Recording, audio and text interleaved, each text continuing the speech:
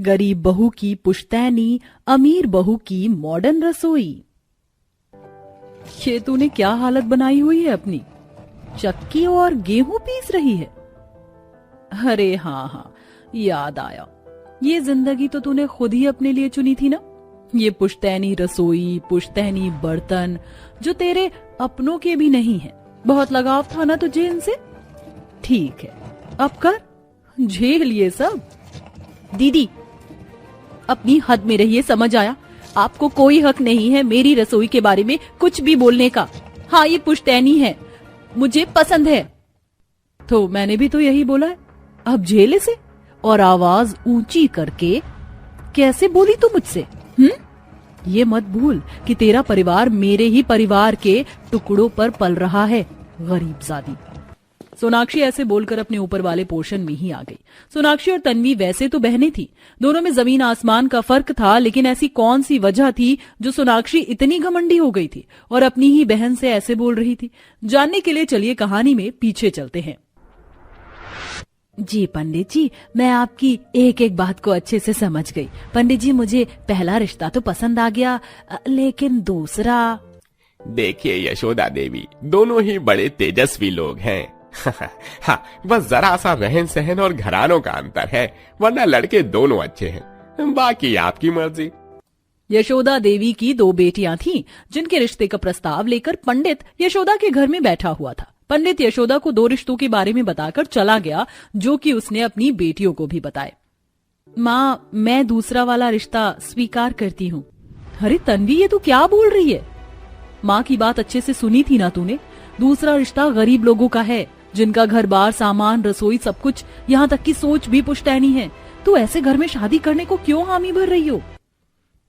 सोनाक्षी ने सही कहा तन्वी, तेरे लिए तो एक से बढ़कर एक घरानों के रिश्ते मिल जाएंगे, तो तू ऐसे रिश्ते को क्यों हामी भर रही हो? माँ, मुझे पुश्तैनी सामान, पुश्तैनी तरीके, रीति रिवाज सब कुछ अच्छे लगते हैं। मुझे एक सादगी भरी जिंदगी जीना अच्छा लगता है, तो मुझे तो यही लग रहा है कि ये पुश्तैनी सा रिश्ता मेरे लिए ही आया है। पागल मत बन तन्वी, ये पुश्तैनी सामान, सादगी भरी जिंदगी ये शौकिया तौर पर सही है, लेकिन जिंदगी भर कोई इसमें खुश नहीं रह सकता है। इसीलिए मेरी बात को मान ले, मत कर इस रिश्ते को। हाँ, तेरे लिए भी किसी बड़े अमीर घराने में रिश्ता मिल जाएगा। नहीं दीदी, मुझे सच में किसी अमीर घराने की चाहत नहीं है। मैं बस ऐसी जगह जाना चाहती हूँ जहाँ मुझे इज्जत मिले, प्यार मिले।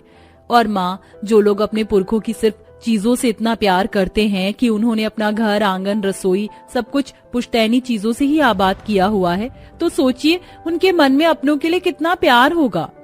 दीदी, इंसान के व्यवहार देखने चाहिए, ना कि पैसा। माँ, मैंने फैसला कर लिया है, मैं उस गरीब खानदान की बहू बनने को राजी हूँ।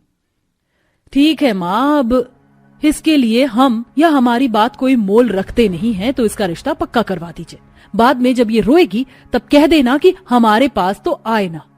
माँ, मैं भी उसी के ऊपर बसे अमीर परिवार में ब्याहने को तैयार हूँ। दोनों बहनों ने पंडित के लाए हुए रिश्तों को हामी भर दी। पंडित एक ही घर में ऊपर नीचे रहने वाले परिवार के बेटों का रिश्ता लेकर आया था। ऊपर की तरफ एक अमीर परिवार रहता था, जिसमें सोनाक्षी का रिश्ता तय हो गया, और उसी के बेसमेंट में नीचे गरीब परिवार भी रहता था, जो कि उस अमीर परिवार के यहाँ वॉचमैन की नौकरी करते थे। उस गरीब परिवार में तन्वी ने शादी करने को हामी भरी।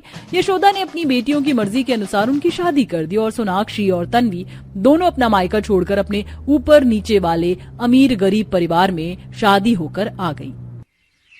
आज दोनों बहनों की पहली रसोई थी। सोनाक्षी, जो कि बड़ी बहन थी और अमीर परिवार में ब्याही थी, उसकी पहली रसोई की रस्म कुछ इस तरह से हुई।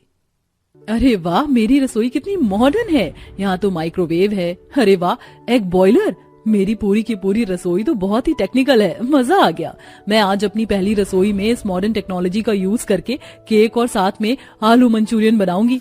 सोनाक्षी ने ऐसे बोलकर अपनी मॉडर्न रसोई में काम शुरू किया। तो वहीं दूसरी तरफ, माँ देखो, मुझे आज जो छोटे साहब ने पैसे दिए उनमें बस ये थोड़े से गेहूं, चावल और दूध ही ला पाया। आप तन्वी की पहली रसोई इसी में करवा दो ना।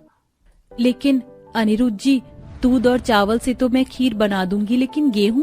बहू, तू नहीं जानती है कि हमारी पुश्तैनी रसोई है। गेहूं को हम चक्की पर पीसकर आटा बनाते हैं। ऐसा क्या माँ? ठीक है, मैं अभी गेहूं चक्की में निकालकर पूरी और खीर बनाकर लाती हूँ। तन्वी ऐसे बोलकर अपनी पुश्तैनी रसोई में आ गई, जहां हर चीज पुरखों की रखी हुई थी। वहां एक पुरानी और बड़ी पत्थर की चक्की थी, साथ ही एक मिट्टी का चूल्हा और बड़े बड़े मिट्टी के बर्तन और हंडिया भी थी, जिनको देखकर तन्वी बोली, माँ जी, ये रसोई कितने साल पुरानी है?